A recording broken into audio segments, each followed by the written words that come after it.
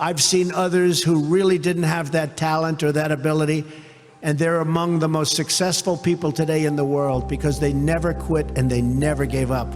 So just remember that. You see people say, well, why don't you give the poor money?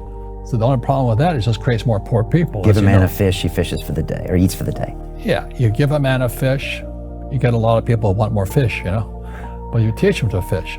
But you are the Robin Hood of knowledge, because I see you giving this knowledge out, and yeah. Do the rich people cringe and say, don't tell them that, Robin? Yes. Don't tell people what you know. Right. Keep them poor. But, unfortunately, the poor, as was in the Bible, I'm not real religious, the poor will always be amongst us, because it starts up here. Right, it's that fear mentality. It's in their words, and the words become flesh. Again, I'm not really religious. I flunked out of Sunday school also. But when they say I can't afford it or I can't do that, they go down. They become what they say. And I made so many people, I can't afford it. You think I'm made of money? My PhD dad, he says, what do you think I am, made of money? I can't afford that. And my rich dad would say, that's why he's poor. I've seen so many brilliant people. They gave up in life. They were totally brilliant. They were top of their class. They were the best students. They were the best of everything. They gave up. I've seen others who really didn't have that talent or that ability, and they're among the most successful people today in the world because they never quit and they never gave up. So just remember that. Never stop fighting for what you believe in and for the people who care about you. Carry yourself with dignity and pride.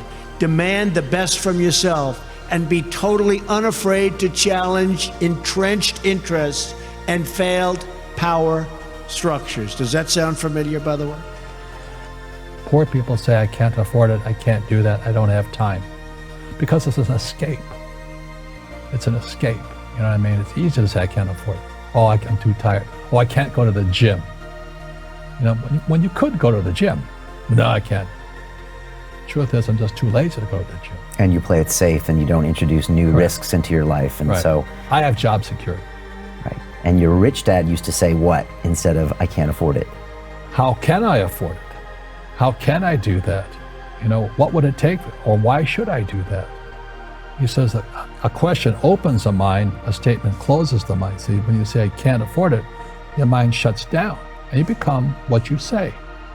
What Trump and I are saying, what Jim Records and Nomi Prince, we're saying we got to change what we teach our kids.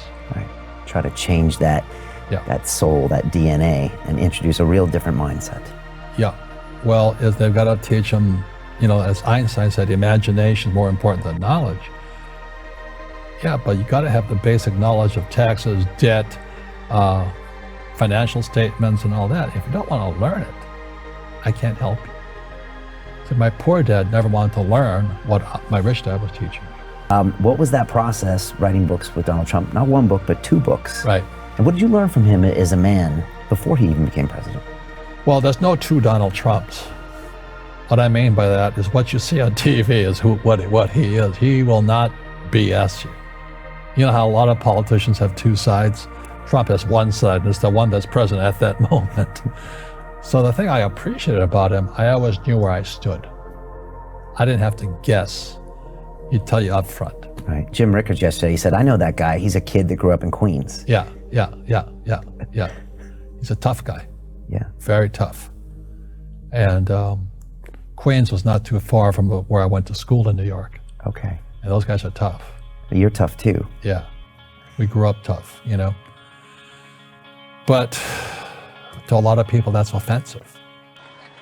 The more people tell you it's not possible, that it can't be done, the more you should be absolutely determined to prove them wrong. Treat the word impossible as nothing more than motivation. Relish the opportunity to be an outsider. Embrace that label. Being an outsider is fine. Embrace the label. Because it's the outsiders who change the world and who make a real and lasting difference.